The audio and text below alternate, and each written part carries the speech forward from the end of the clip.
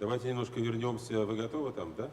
Вернемся немножко в хирургию, да, и предоставим слово Джантухановой Седе, старшему научному сотруднику Института хирургии имени Вишневского, программному директору нашего фестиваля, если кто слышал об этом.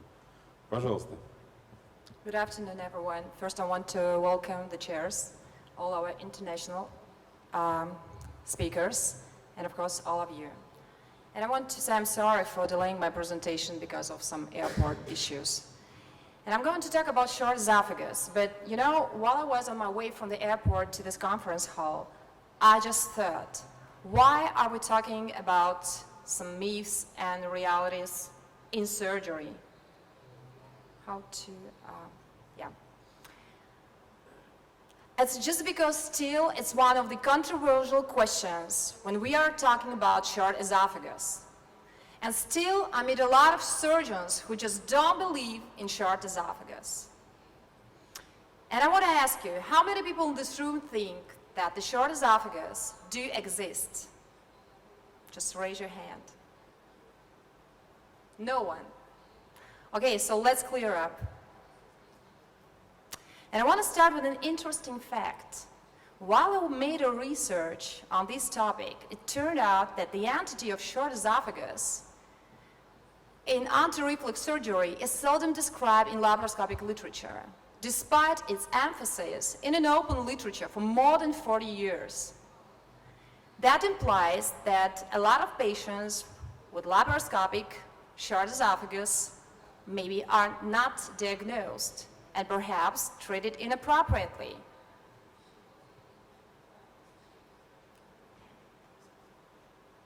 And I have one more question. What do you think the shark is doing on my first slides? Any opinions? And the answer is pretty simple.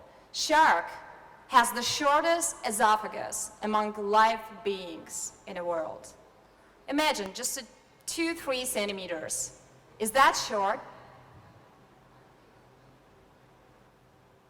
No, not really. It's normal. It's normal for a shark. And what about the humans? So let's go to the terminology. What do we actually mean by a short esophagus when we are talking about it? Most of the short esophagi that are diagnosed on preoperative images are actually of normal length. So it's better to understand the short esophagus when you evaluate it in OR during surgery as falling into 3 types. The true non-reducible short esophagus, the true but reducible short esophagus, and an apparent short esophagus. So what about preoperative findings? The preoperative findings that should raise your suspicion for a short esophagus are outlined on the slide. But in general, they are just trying to raise your suspicion, your index of suspicion for a short esophagus. And if you have a patient with a previously failed anti-reflux surgery, with a history or presence of peptic stricture or Barrett's esophagus, or a patient with a large type 1 hiatal hernia that fails to reduce in upright position on barium swallow, these should raise your suspicion for short esophagus. And talking about preoperative assessment, the CAT scan, upper GI endoscopy, and barium swallow are essential for assessment of short esophagus. However, they do not tell you precisely, will you have a short esophagus during your surgery or not? Because all 3 types listed on the previous slide had the esophagus, the D junction, at or above the hiatus. So the only way to differentiate between these 3 types listed on the previous slide is the intraoperative assessment during mediastinal mobilization. So why short esophagus so frequently is undiagnosed? It's just because of 2 common mistakes: the aggressive axial traction of the stomach without adequately mobilizing the mediastinal esophagus, or performing a fundoplication properly around the distal esophagus when the G junction is retracted below the diaphragm under the tension. And so we all like the guidelines. Everything is based on them. So the SAGES guidelines for the management of hiatal hernia from 2013 is saying that the necessary step for hiatal hernia repair is to return the G-junction to an infradiaphragmatic position. And at the completion of hiatal repair, the intra-abdominal esophagus should measure at least 2-3 centimeters in length to decrease the chance of recurrence. This length can be achieved by combination of mediastinal dissection of esophagus and or gastroplasty. So the treatment options for short esophagus have been described for more than 40 years, and among them is transthoracic fundoplications, lengthening procedures, the circular myotomy, and even esophagectomy for severe cases. And skipping the procedures with a complex technique like Allen and Matthews procedure, or procedures with a high rate of complications like esophagectomy. We will talk precisely about lengthening procedure, about cholinesin in particular, as a standard of treatment of short esophagus nowadays. And I just want to mention that initially the aim of Collis procedure was to substitute that esophagectomy with a high rate of complication at that time by performing a pretty simple procedure, just dividing the stomach between two clamps. But unfortunately, the Collis procedure could not control the reflex, so later on it was accomplished with a Nissen fundoplication. And I want to highlight a few important technical steps of this procedure, which is essential to know for every surgeon who do perform this type of surgery. So the mobilization of the fundus by dividing the short gastric vessels is essential. And when you form the sharp angle to prevent the problems with subsequent fundoplication, and the division, the length of division should be no more than 3 centimeters like it's shown on the slide. And this is the wrong technique when you elongate this stapler line. If you have a too prolongated division, you will have a problems with the wrap, and you will have some kind of the small stomach, as you can see on the slide. And your patient will have problems with dysphagia, with severe esophagitis, and others. So 2 centimeter fundoplication should be done. And talking about results, a large study was done by a group of authors, and the number of patients, 418, and it was 2 groups of patients in comparison. The first group was a patient who underwent a Collis gastroplasty. The second group was non-Collis procedures. And this comparative study shows the higher rate of complication, both intraoperative and postoperative in the first group, a longer time of procedure in the first group, but the same quality of score in both groups, and even a better satisfactory results in the group of Collis procedure. So still we have problems, we have risk, we have side effects with this procedure, with non-standardized perioperative way to evaluate the esophagus, short esophagus, leaks, dysphagia, severe esophagitis in some patients. That is why it is essential to make a careful selection of the patients for this procedure. So when will we do Collis? First step you need to do when you take the patient to the OR, you need to mobilize 3-4 centimeter of distal esophagus, and this is so-called type 1 dissection. This is an essential step for any fundoplication in hiatal hernia repair. After that, you assess the intra-abdominal esophageal length, and if this length is less than 3 centimeter, which usually occur in no more than 10% of the patient, you should extend your mobilization to mediastinum. This is so-called type 2 mediastinal dissection. Its extensive dissection should be more 2-3 centimeters above the diaphragm. And then you should reassess intra-abdominal esophageal length. And if it's, once again, less than 2.5 or 3 centimeters, you should perform Collis. And I want to demonstrate 2 different clinical cases from our own experience. We operated 2 men with performing the Collis procedure. The first man, it was initial surgery. The man underwent the Nissen-Collis gastroplasty at the first place. And the second man underwent the Nissen-Collis gastroplasty, and it was redo surgery for recurrent hernia. And the first case, it was a man with a hiatal hernia and long-lasting history of gastroesophageal reflux disease. And the short esophagus in this patient was identified intraoperatively, and Nissen Colles gastroplasty was performed at the first place. Here you can see the steps of surgery. We mobilize the greater curvature of the stomach, the upper part of the body, and the fundus, dividing the short vessels here. You can see here is a lot of fatty tissue, including the paraesophageal lipoma, as you can see on the video. So we're trying to mobilize everything and pull it down.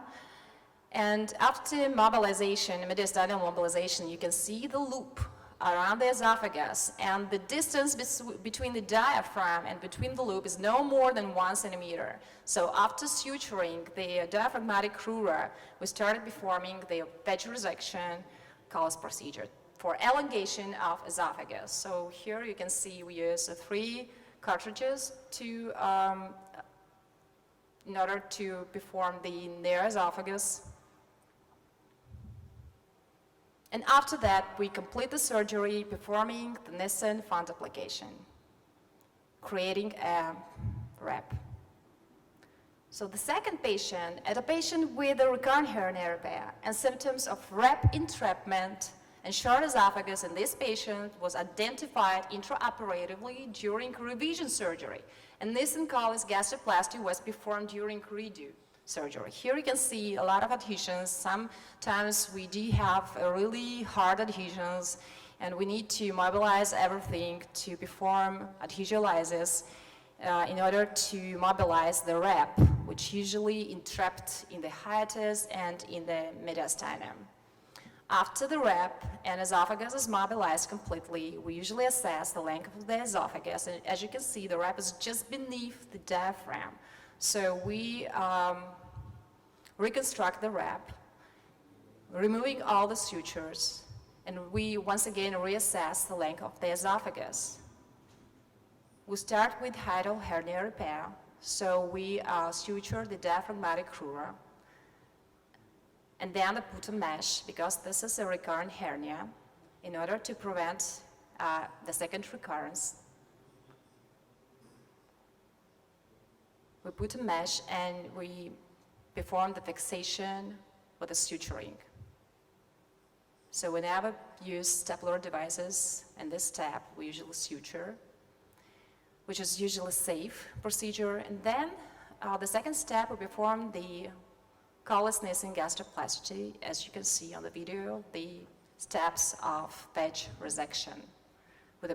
We use blue cartridges for this step. It's just 2.5 cartridges was used. And we accomplished this surgery with performing Nissen font application and performing the wrap. So I need to conclude, but I don't have conclusions, so I have a take-home message for you. The one thing I want you to know that if you take to R your patients with a large or huge subtotal hiatal hernia, the patient with severe and long-lasting esophagitis or strictures or Barrett's in anamnesis, be prepared to perform the Colles procedure, because the chance that your patient will have a short esophagus is really high. So be prepared for the worst in all cases. If already there and unsure, back out. If considering and not sure, get help or refer out. Learn how to operate below and above the diaphragm, or be sure you have someone who can. And never, ever hesitate to ask for help if you need it. Thank you. Спасибо большое, Седа Исаевна.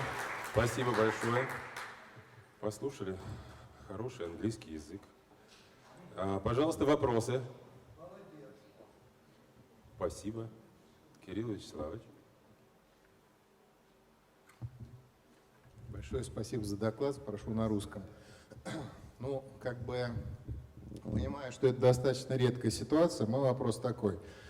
Не было ли у вас в своем опыте, ну, чисто гипотетически, или, может быть, такая работа идет, о том, чтобы сравнить функциональные результаты операции Коллис-Нисон с операцией, когда не сшиваются ножки диафрагмы, а, собственно, фундупликационная манжетка накладывается на область пищеводно-желудочного перехода, но все это кондуит остается в области средостения. Потому что чисто функционально, с моей точки зрения, Коллис-Нисон не очень хорошая операция, потому что неопищевод формируется из кислотопродуцирующей зоны желудка, и манжетка кладется, собственно, на желудок. То есть функционально это мы делаем интраоперационно, как бы уже некую осложненную ситуацию в виде дистальной миграции манжетки. И многие пациенты испытывают достаточно серьезный рефлюкс, который не является рефлюксом в принципе. Это нормальная кислотопродукция того сегмента желудка, который мы функционально вовлекаем в пищевод, и воздействие этой кислоты на дистальную часть пищевода. И пациенты не очень счастливы в своем качестве жизни. Было ли у вас такое сравнение? Как вы в принципе относитесь к оставлению манжетки в средостении пациентов с коротким пищеводом? Спасибо большое, Кирилл Вячеславович, за вопросы, потому что на самом деле это самые актуальные вопросы, которые как раз я не успела обсудить в этой презентации в силе ограничения времени. Это то, что как раз сейчас очень активно обсуждается. В нашем институте такого исследования сравнительного на сегодняшний день нет, потому что пациентов, у которых мы делали операцию, создавая манжету, но не выполняя диафрагмокурографию, оставляя ее в средостении, их просто мало для проведения какого-то большого сравнительного исследования. Но исследования такие в мире существуют, и по изучению литературы, которая сейчас существует, здесь палка о двух концах. Те пациенты, у которых не ушиваются ножки и манжета свободно остается, такие пациенты, к сожалению, бывает так, что такая операция является единственной возможно выполнимой операцией, у нас такие случаи тоже были. У них очень часто возникает, качество жизни страдает из-за собственного ущемления, потому что диафрагма, она все равно это мышца, которой мы дышим, и манжета периодически страдает от того, что она ущемляется в этом месте. Что касается пациентов после выполнения операции Коллиса-Нисона, основная проблема здесь как раз возникновение эзофагита послеоперационного, и бывает так, что он действительно очень выраженный и приводит к значительному ухудшению качества жизни пациентов. На сегодняшний день считается, что с этой проблемой можно справляться назначением ингибиторов протоновой помпы, но по своим пациентам могу сказать, что были единичные случаи пациентов, которых действительно очень сложно было достигнуть клинического результата назначением только консервативной терапии. Большинство пациентов достаточно хорошо переносит ее. Наверное, больше всего проблема эта возникает у пациентов, у которых формируется слишком длинный неопищевод. И об этой проблеме как раз на слайде, где технические аспекты, моменты обговаривались, тоже об этом упоминается. Очень важно не сделать слишком большой пищевод, тогда и манжета формируется очень плохо. И то, что под острым углом нужно обязательно в виде клина, а не под прямым углом, как некоторые делают, тогда манжета не выполняет так хорошо свою антирефлюксную функцию. Все же на сегодняшний день есть эти проблемы, которые не решены до сих пор. И в литературе об этом и говорится, что они пока не решены, исследования эти продолжаются. Спасибо. Еще кому угодно задать вопросы?